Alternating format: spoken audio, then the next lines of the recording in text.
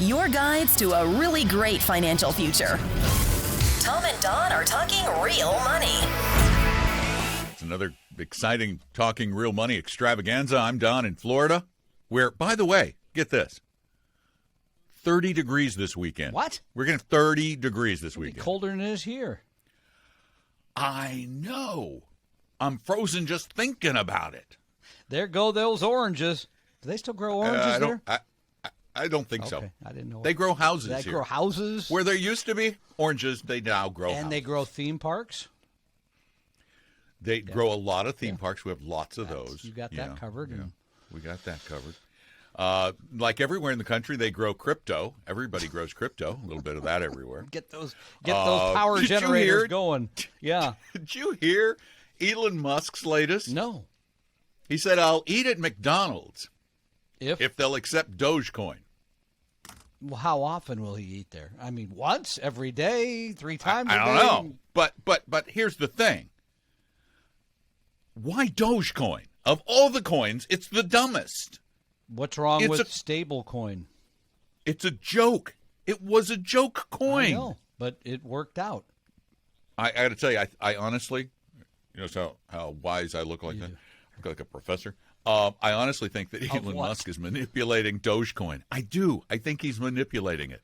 He's trying to get Dogecoin pressed so his Dogecoins are more valuable. I think Elon is manipulating all of us every day. He always has some new statement about taxes or cars or going whatever. He's Elon, fun. go build rockets. That's fine. Go build rockets. He's having fun. And Leave him be. I know he's having a good time. Bitcoin. We want to talk about crypto. Yeah. We hate crypto. God's sakes. If you hadn't known that by now, by the way, we think you've lost your mind in addition to trillions of dollars in the past few weeks. 1.3 trillion with a T. Do you know how many people in America own Bitcoin? Cryptos? How many? 1 in 6. So let's That's see. stupid. So if there's 330 million, one out of that. How many is that? I got to do that. Like 50 million? No. Something like that. Is that right? Own crypto? Yeah. And here's the thing. The largest numbers of holders of crypto are people who are below the median wage in America. Below the median wage. People who are trying to get rich quickly. Insane. Guys, this is not going to work out. Here's a piece from Barron's from last week that stated that here's how low Bitcoin can go. You ready? This is how low Bitcoin can go.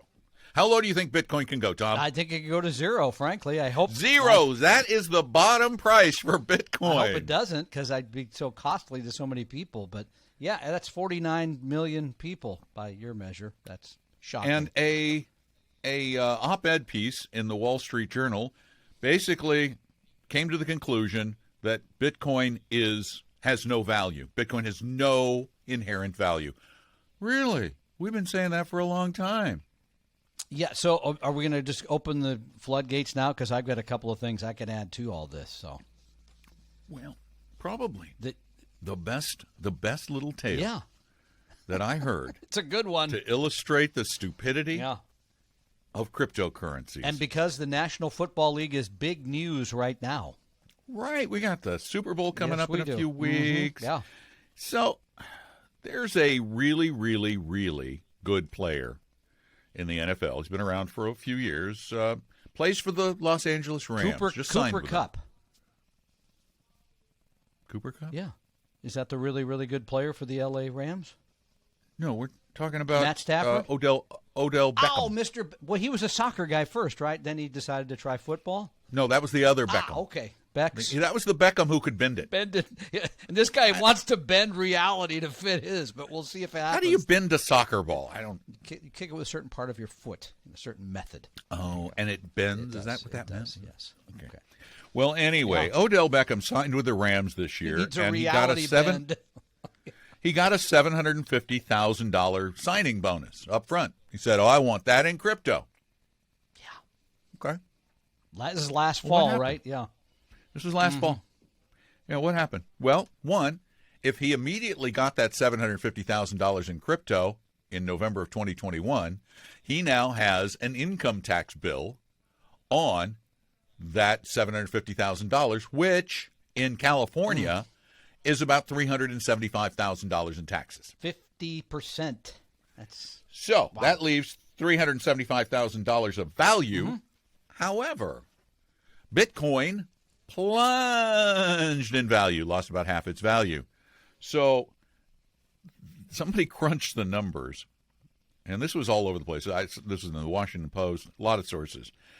They crunched the numbers and figured out that his actual net income on that $750,000 after the decline in crypto and the tax hit was $35,000. He's decided to become a school teacher now? Exactly. School teachers of America, you can finally feel good about your salary when someone in the NFL made less than you. Wait, that's not minimum wage. They're going to have to add back to that because he's not making minimum wage. No, the number of hours he works, it's still above. It's still above 3 hours minimum every wage. Sunday or something. Okay, you're right. But that's such a great illustration of why crypto stinks as a currency. Any crypto stinks as a currency. Currencies, except for the Turkish lira, aren't supposed to be this volatile. Well, I mean, we haven't seen a currency this. Yeah, the Turkish lira, I think, is still down about half in the last 12 months. But it's the Turkish lira. Yeah, I mean, this is more mood swings than somebody I used to be in a relationship with. I mean, Frank, you haven't seen a currency like this really since Weimar, right? Oh, my gosh, he's so full of these references. Isn't that true, though? I mean, is this... Well, actually, yeah, the Weimar mark was... You needed the proverbial, wheelbarrow. Well, the billion mark loaf of the billion mark loaf of bread. Right. I mean, and so that's not really what you want in a currency. Sorry, El Salvador, but I mean, this is not. Oh, yeah, that's the other story too. Just come on, really? Okay. And then part two. This is crypto. I still can't believe your number of 50 million Americans who own. I hope it's an insignificant amount because when this crashes further than it's crashed, it's not going to be pretty. But this is truly the greatest FOMO of maybe all time.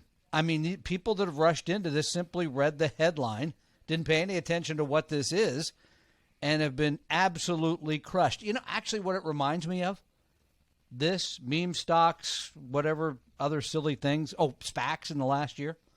It reminds me of that game. Remember the game in the 1970s called Frogger? Do you remember Frogger? You had the little frog jumps across. The frog jumps here and it jumps there and it jumps. Well, they still have Frogger. Frogger's just far more sophisticated graphically. And I'm probably still good at the old one after 3 or 4 beers. But here's the thing.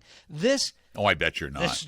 Eye-hand coordination's gone way down. This reminds me of Frogger because you're like, boop, oh, meme stock. Nope, boop, over to Bitcoin, boop, up to SPAC until what's happening now, the tractor trailer finally does arrive and the frog is gone. I mean, come on. If you're still messing around with this, you're paying a price. I can't begin to tell you how confident I am. And I'm rarely confident about my predictions. I really don't like making predictions about the future. But here's one of which I am highly confident. Cryptocurrencies will collapse because they don't serve any purpose. I know you guys are all going to argue the wacky little. Well, you're just not up to date. They take with them the at a pizza place down the road here, don't they?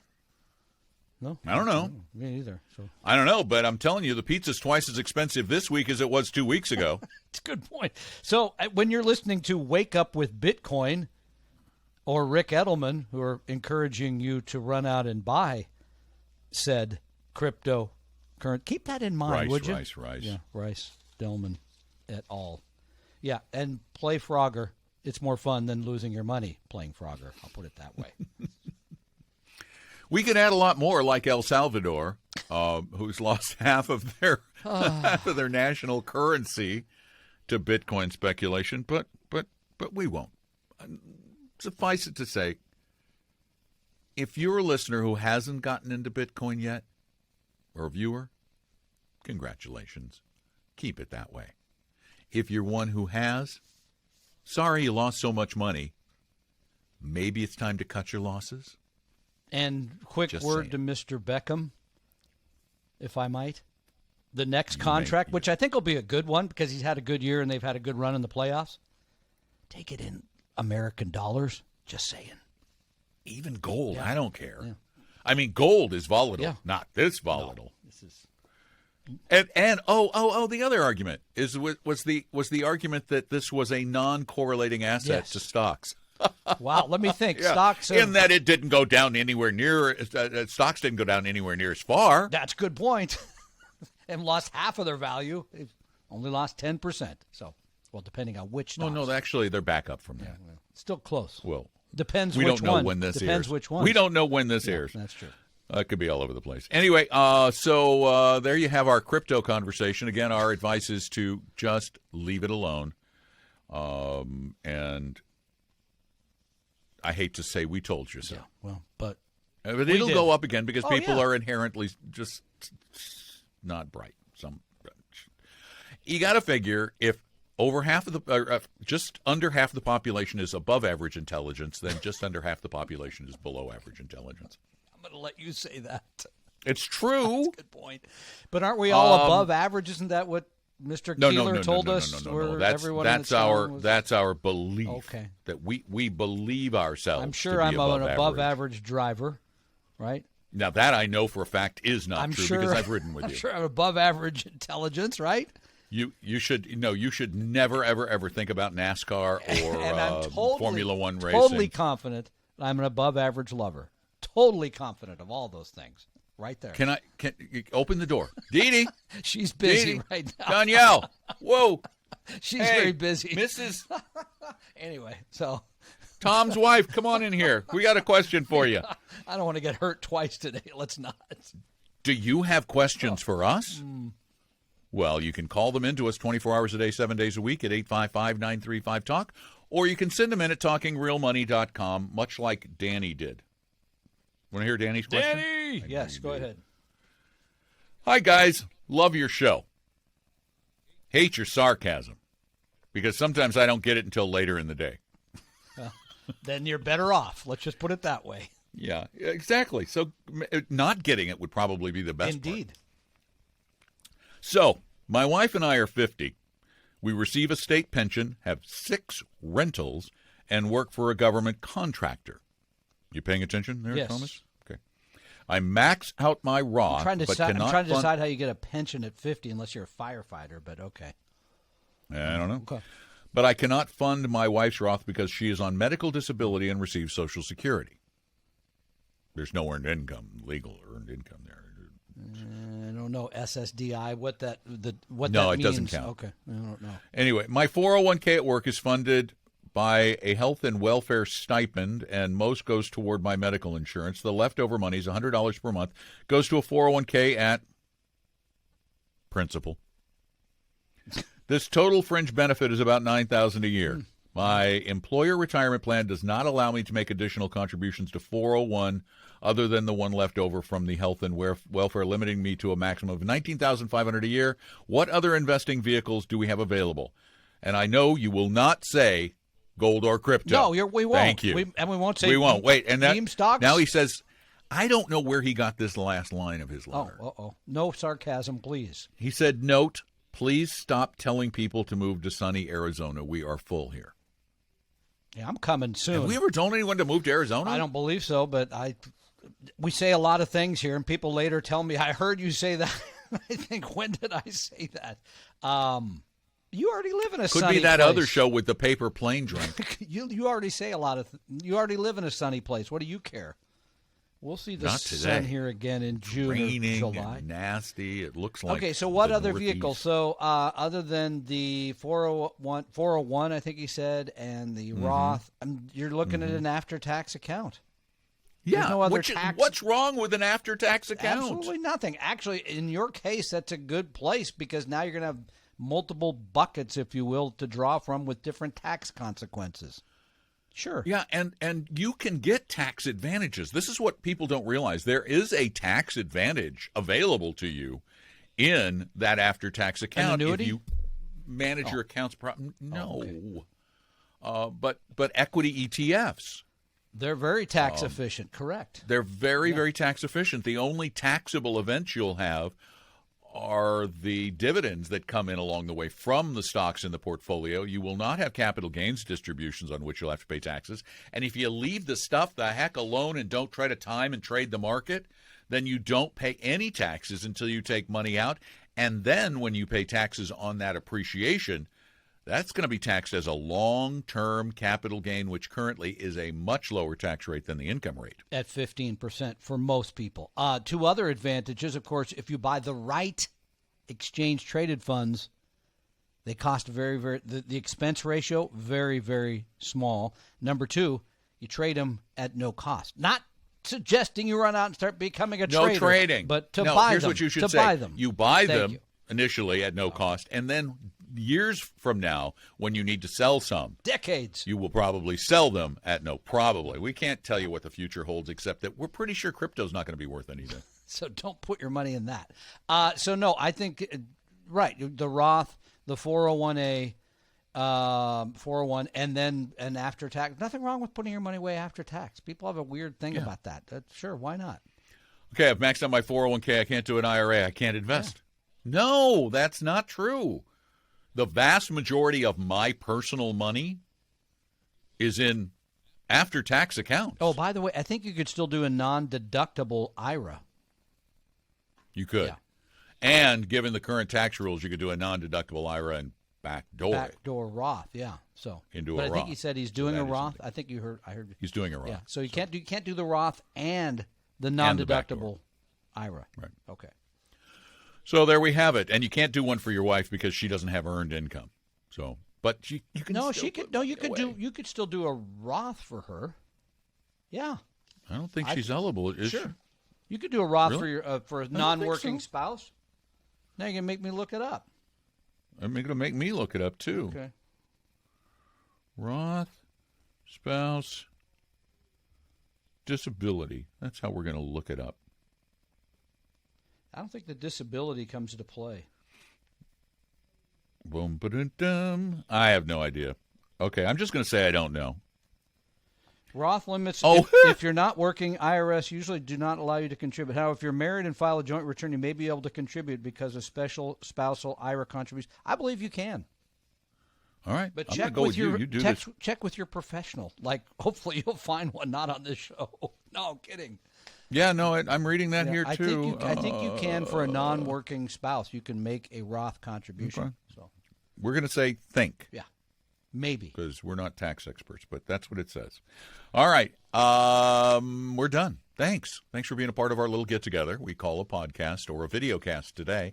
And please join us in the future for more. We do a podcast almost every day, either a brand new one or we post one from many, many years ago that for some reason didn't end up on the current feed, and I don't know why. So we just are adding those back in. And by the way, Tom, an aside, somebody sent me a note saying, well, I heard on the podcast that if we write a review, you'll give us a free subscription to Real Investing Journal for a year. Uh-oh. That is an old one. That was an old podcast. Let's see. We'll send you a hat maybe or something, or Don's book.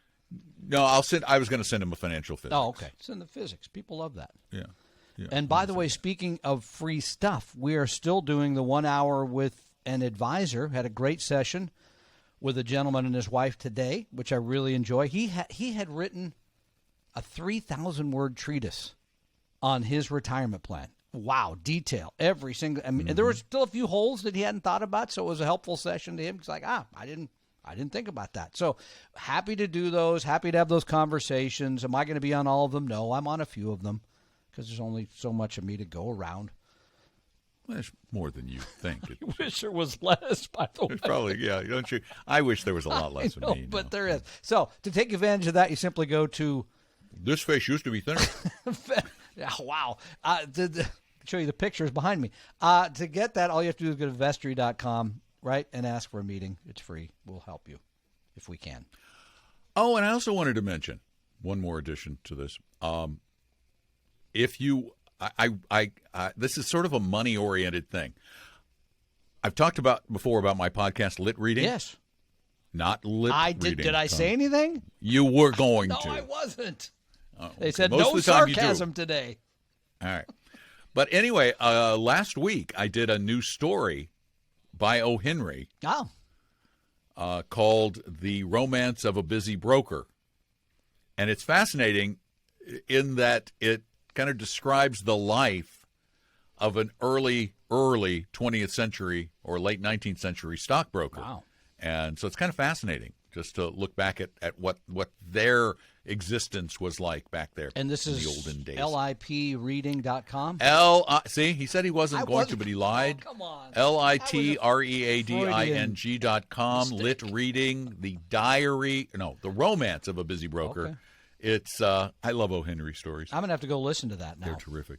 They're really terrific. And it's a short one. I think it's only like 15 minutes long. I only have another question. Has anyone else written us about the Blue Plate Special? I thought we'd get more offers from restaurants across the country, which is disappointing. No, and it surprises me because the next day we had a question from a guy in the town where the Blue Plate restaurant was. Yeah, that's nobody maybe responded. It's too soon. Got to give people a little more time.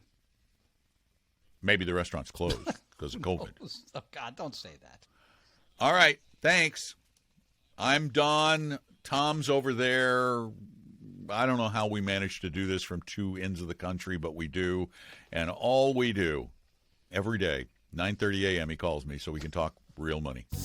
We hope you realize that the information provided on Talking Real Money is for informational, educational, and hopefully enjoyable purposes only. Providing personalized financial planning or investing advice takes time, so please consult with a really good fee-only fiduciary investment, tax, or legal advisor. We know a good one. Investing must always involve risk. In other words, you can and probably will lose money at times. Also, as much as you want it, no one can accurately and consistently predict the future. So past performance doesn't tell you a darn thing about what the future will bring. Unlike many other programs that say something similar, Talking Real Money is not trying to get you to buy or sell any financial product or securities. Instead, the program is provided as a public service by Appellate Capital, a fee-only registered investment advisor. Thanks for listening, and please visit TalkingRealMoney.com for more information and disclosures. Are we done now?